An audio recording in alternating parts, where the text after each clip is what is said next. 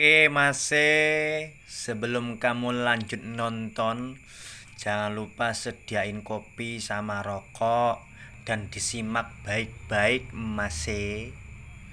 Yang sudah nonton, jangan lupa dipicek-picek subscribe-nya, like, komen, dan di-share juga jika memang video saya ini bermanfaat, Mase.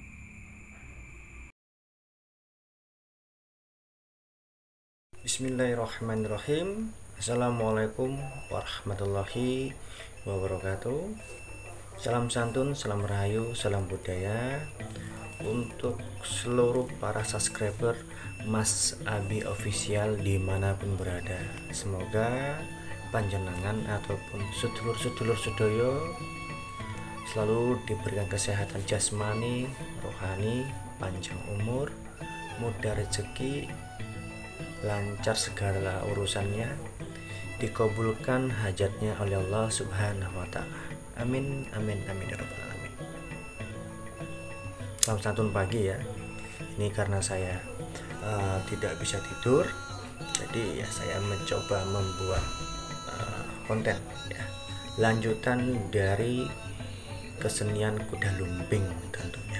Ya, saya akan membahas part 2-nya, dimana ini memang saya alami sendiri gitu, sebagai anak-anak dari keturunan Jawa, tentunya tidak asing dengan namanya kesenian kuda lumping atau jaranan seperti itu ya.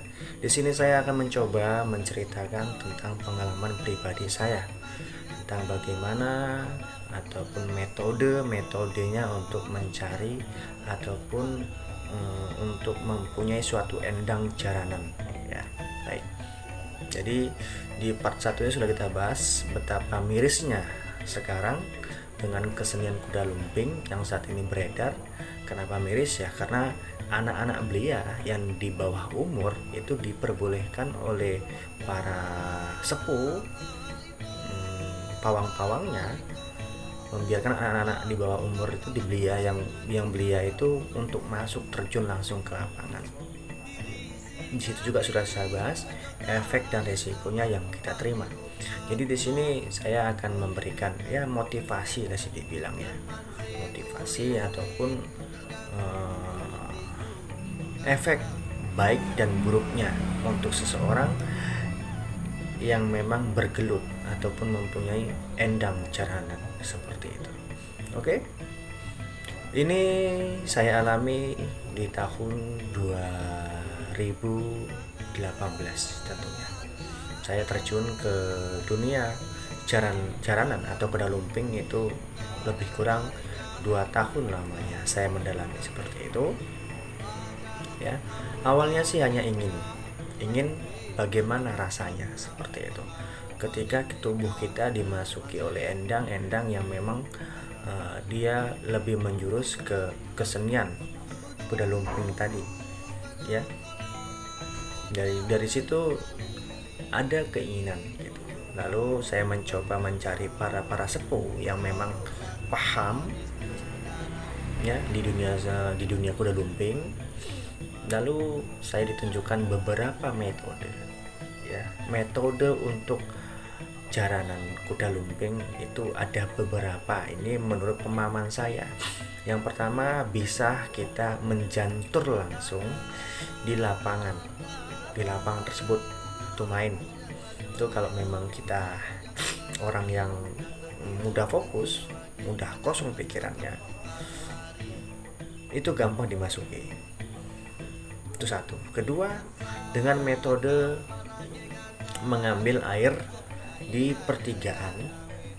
Contohnya ini air mengalir ya kan, air mengalir lalu persimpangan, lalu itu diambil pada malam hari, sore, maghrib ataupun malam pas jam 12, itu diambil airnya segelas saja ataupun sebotol aqua kecil, kita bawa ke orang yang memang paham, itu diisi, diminum, itu juga bisa metode. Itu kedua. Ketiga, bisa juga kita itu melalui puasa putih tentunya. ya. Itu juga kita bisa mempunyai endang-endang tersebut gitu ya. Itu tadi metode-metode yang memang saya sendiri alami dan saya melaluinya seperti itu. Jadi di sini efek dampak yang saya dapatkan ketika saya mengisi jantur lalu dengan metode ngambil air, itu lebih banyak efek-efek negatifnya. Kenapa saya bilang efek negatif? Karena di situ sifat kita itu lebih condong arogan, ya, arogan, gampang emosi seperti itu. Karena memang biasanya dari endang-endang yang diambil dengan metode seperti itu lebih condong membawa energi-energi negatif tentunya, ya. Temperamen juga nggak bagus, atau suka ngamuk, dan endangnya juga tidak jelas bentuknya bagaimana, ya kan, energi bagaimana, lebih condong tidak baik lah intinya. Namun kalau untuk metode yang ketiga dengan kita puasa tadi itu ya insya Allah itu kita bisa ngontrol endang tadi, kapan dia akan masuk, kapan dia akan keluar, dan bahkan bisa mengobati sendiri, mengeluarkan sendiri. Dalam artian kita itu tidak perlu merepot-repotkan pawangnya. Itulah tadi. Dari situ kan teman-teman bisa menilai kelebihan atau kekurangan dari metode-metode tersebut, ya. Jadi bagaimana Mas Abi ketika kita mabuk tadi itu? Jadi di saat yang saya rasakan di situ, ya, tingkat kesadaran kita itu tergantung dari seberapa tinggi tingkatan endang tadi, ya. Semakin tua endang yang kita masukkan ke badan kita atau sesuatu makhluk halus tadi, energi tadi itu semakin ngeri gitu. Semakin tua itu semakin luar biasa efeknya. Semakin muda, biar teman-teman tinggal melihat di lapangan. Biasanya kalau mereka benar-benar yang kesurupan endang, ya, mudah menandainya dengan cara melihat matanya, ya. Semakin muda atau betul-betul kesurupan, biasanya itu akan sering kedip matanya seperti ini. Itu bukan kesurupan, ya. Ada juga yang muda, maksudnya endang yang masih muda, yang masih anak-anak lah istilah, masih endang-endang yang gak bagus lah itu. Dia tidak bertahan lama untuk melotot matanya itu. Namun semakin tua itu matanya tidak akan kedip sama sekali, merah seperti itu. Tuh semakin tua dia nggak akan kedip. Itu tadi semakin tua tingkatan endangnya, ya, seperti itu. Cuman tentunya lebih banyak di sini kalau saya bilang metode 1 dan 2 itu tidak perlu dipakai lah istilahnya. Lebih baik kalau memang teman-teman tadi itu ingin mempunyai endang, alangkah bagusnya datang kepada yang memang pakar-pakarnya paham dengan endang kuda lumping tadi. Satu, akan mudah dikeluarkan. Kedua, tidak terlalu mengefek ke badan.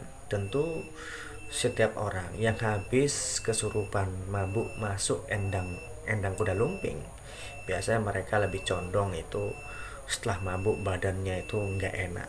Tentu nggak enak sih sebetulnya, ya, nggak enak, nggak ada enaknya. Tapi kalau yang suka dengan kesenian nggak ada masalah. Tapi yang kalau tadi itu sengaja dimasukkan itu nggak ada enaknya, karena badan semua sakit dibikin tadi itu tadilah. Itulah sepenggal pengalaman saya tentang kuda lumping. Di sini saya cuma bisa nyariin buat teman-teman, kalau memang hanya untuk coba-coba, lebih baik jangan. Tapi kalau memang sudah ada darah keturunan dari keluarganya seperti itu, ya nggak masalah. Semua kembali kepada diri masing-masing. Ambil baiknya, buang buruknya. Ya, sejatinya yang mengerti diri kita itu ya diri kita sendiri. Orang lain itu cuma bisa mengomentari, memberi masukan yang baik dan buruk seperti itu. Itu aja. Semoga sepenggal pengalaman saya ini bisa memberikan manfaat yang baik buat teman-teman subscriber dimanapun berada. Jadi jangan lupa buat teman-teman, sekiranya memang ini bermanfaat, di like, komen, dan share juga ya. Yang pengalaman boleh sharing sama saya. Akhir kata, wassalamualaikum warahmatullahi wabarakatuh. Adil kata Lino, bacuran mika saruga, bahasa nggak kasih kata. Arus. Salam budaya.